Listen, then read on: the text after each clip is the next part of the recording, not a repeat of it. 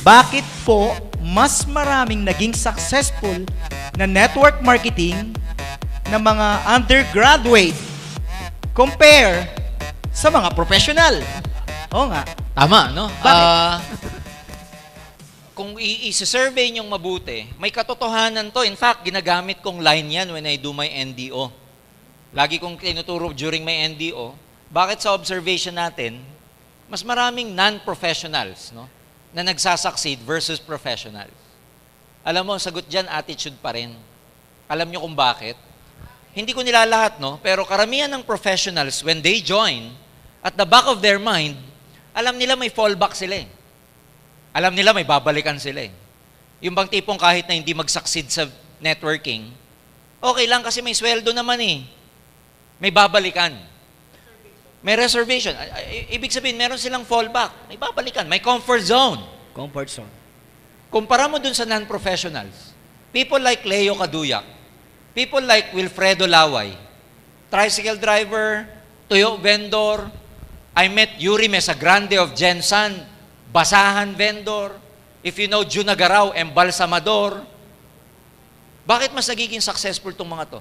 Because these people, dahil alam nila wala na silang choice, dahil alam nila wala silang comfort zone, when they joined, ibinuhos na nila lahat-lahat kasi wala silang babalikan. Yun. In other words, yung mga non-professionals, pag sumama, they burn their bridges. Wala nang babalikan.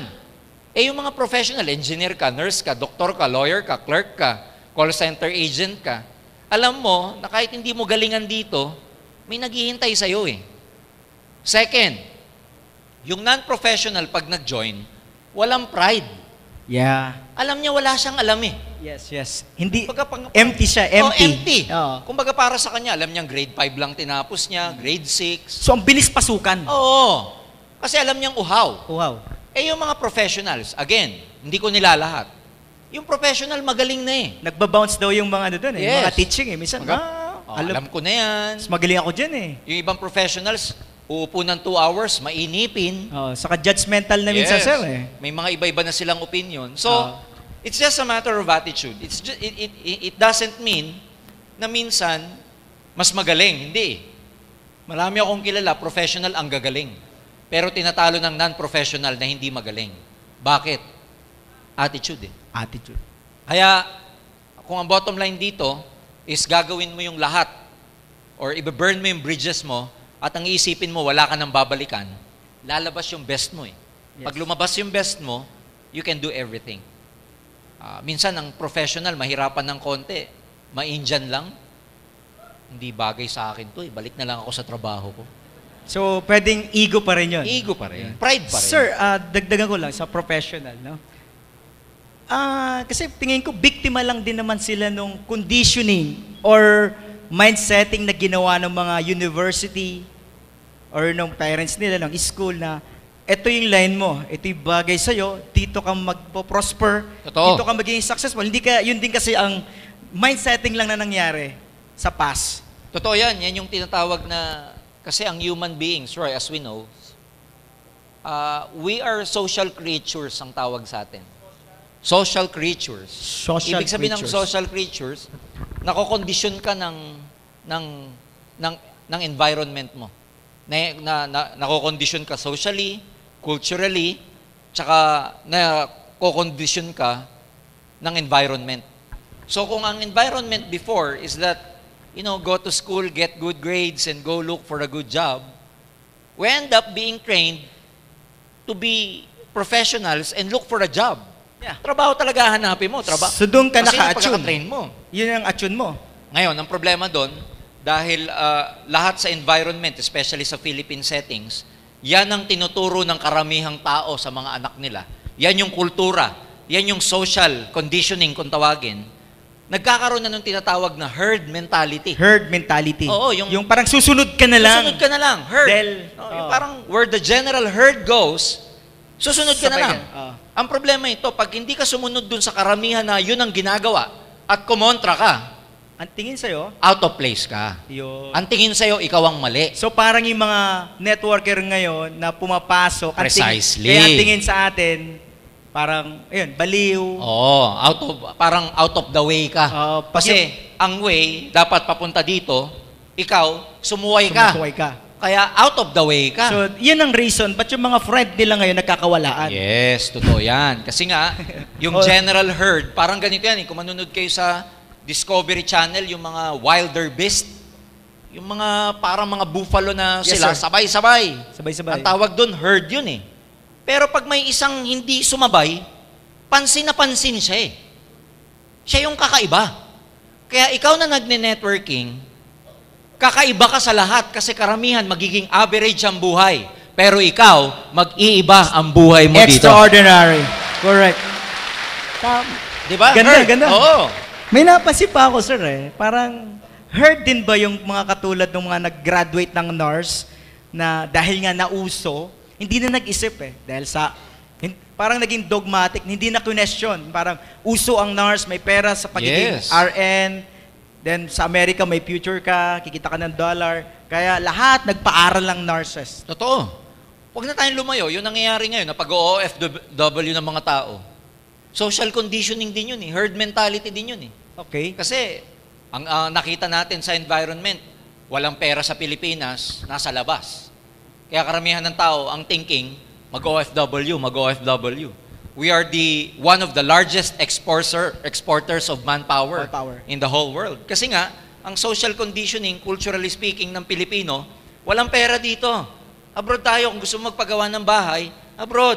Gusto mo maging maganda buhay mo, abroad. Puro abroad na lang. Buti na lang, mayroong AIM Global. Yes, sir. Yung mentality na yon, pwede na natin basagin kasi may pera talaga sa Pilipinas. At katulad ng mga narinig ko kaninang testimony, pa isa-isang umuwi na yung iba. No, yung iba, seaman, galing sa Saudi, everything. So, patunay lang na ang tunay na asenso, hindi mo na kailangan lumabas. Yes. Na mentally conditioned ka lang na sa labas ang asenso. pera. Samantalang yung mga Chinese pumunta dito ng 60s o 70s or 50s pa.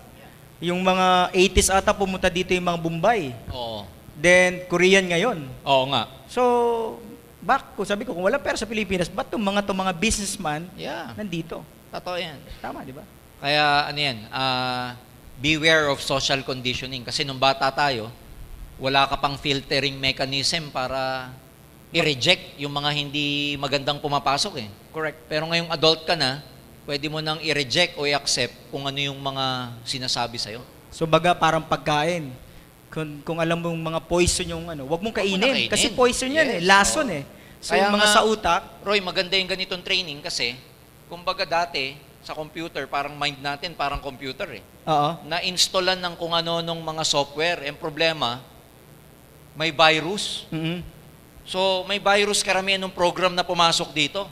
Eh, alam niyo naman sa computer. Kaya ang buhay, may virus din. Oo, kaya iba yung buhay, nakokorap, Corrupt. hindi nagpe-perform ng maayos.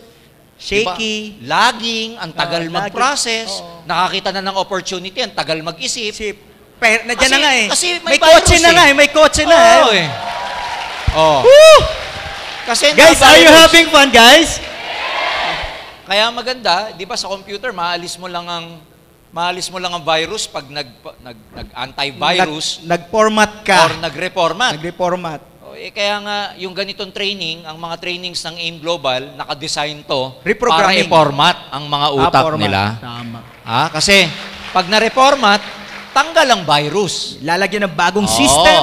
babagyan ng bago. Tatakbo ng sistema. Yes. Gaganda ang flow. Yes, mabilis na ang process. Yes. Dati, kinakalawa. Upgraded ang processor. Yes. So, ganitong training para nag-upgrade tayo ng processor. Yes, oo. Kasi nagkakaroon ka ng panibagong prinsipyo. Nag-i-install ka ng panibagong philosophy. Tinatanggal mo yung mga matagal mong mga paniniwalang mali. So in a way, para ka nare-reformat. And can you imagine how many people out there ang hindi nate-training ng ganito? Alam mo, sa buhay, merong tinatawag na law of accident. Low accident. Accident. Accident. Okay. Sabi dun sa law of accident, 98% ng tao sa mundo, ang buhay nila, aksidente. Okay. Paano nasabing aksidente, Roy? Paliwanag mo, sir. Ano yan? Aksidente ang buhay mo, pag yung buhay mo, hindi mo na plano. Patay. Pag ang buhay mo, hindi yan yung inintend mong buhay. Pag sinabing hindi yan yung inintend, Pag ang buhay mo, hindi yan yung ginusto mo, pero yan ang buhay mo ngayon. Aksidente yan. Aksidente. Okay, tanong mo nga sa kapitbahay mo, aksidente ba buhay mo? Ngayon, ang masakit, Roy, pag aksidente buhay mo, hindi ikaw ang gumawa niyan. Sino? Well, hinayaan mo na yung environment mo, hinayaan mo ibang tao mag-dictate ng buhay mo. So iba ang nag-drive Yes. ng buhay nila. Yes. Kaya yung direction na gusto nila, Hindi nila nakuha. nakuha. Ngayon, ang maganda sa AIM Global dito, dahil you assume responsibility, you take charge of your life. Because in AIM Global, you direct your life. Then, hindi magiging aksidente ang buhay mo rito. Ang magiging buhay mo dito, kung ano talaga ang ginusto mo. Tama. Ha? Kasi, nagiging direktor ka ng buhay mo eh. Tama eh. Kasi tayo yung grupo na lagi nagpaplano, more planning. Kaya nga, di ba, lagi kayo pinatatawag ng mga apply nyo, meeting tayo, meeting. Bakit importante yung meeting? Dinidirect nyo buhay nyo eh. Kasi ayaw mo nang maging aksidente buhay mo. Ha? Tama. Kaya maraming tao sa labas, aksidente ang buhay. Sawa, para aksidente lang buhay. Aksidente pagkakaasawa. Tama. Minsan bata pa. Oh. Aksidente ang syuta. Yun. Pati Oh, syuta, natutukan aksidente. ba? Oo. Natutukan. Di ba puro aksidente? Shotgun wedding. Oo. Aksidente. Pag tinanong mo, ba't yan ang trabaho mo? Di ko alam. Aksidente na Aksidente. naman. Na-heard. Puro aksidente. Ba't wala kang pera? Aksidente. Hindi ko alam. Aksidente pa rin. So pag sinabing accident, sir, worst talaga. Yes. Pag sabing aksidente buhay mo, it's a life that you never intended. Na Hindi ayaw yung- mo siya. Yes. Pero nangyayari sa'yo. Okay. Yan tawag doon. Ganun naman ang aksidente, di ba? Pag na-aksidente ka ng sakyan, hindi mo naman ginusto yun eh. Pero ba't nangyari sa'yo? Something like that. Sa buhay, ganun din. Pag hindi ka masaya sa buhay mo, aksidente tawag. Sino Kaya pa ba mamaya- ang gustong ganun? Aksidente Oo. ang buhay. Sino pa? Kaya sabihin mo sa sweetheart mo, pag uwi mo mamaya, sweetheart, aksidente pala buhay natin. Pero sabihin mo sa kanya, huwag ka mag-alala. Matatapos na yung aksidente yan. Kasi nasa AIM Global na tayo. Kala ko, sir, matatapos na ang aksidente yung buhay natin, bakit iiwanan na kita? Kakaiba yun, kakaiba. Pwede, di ba?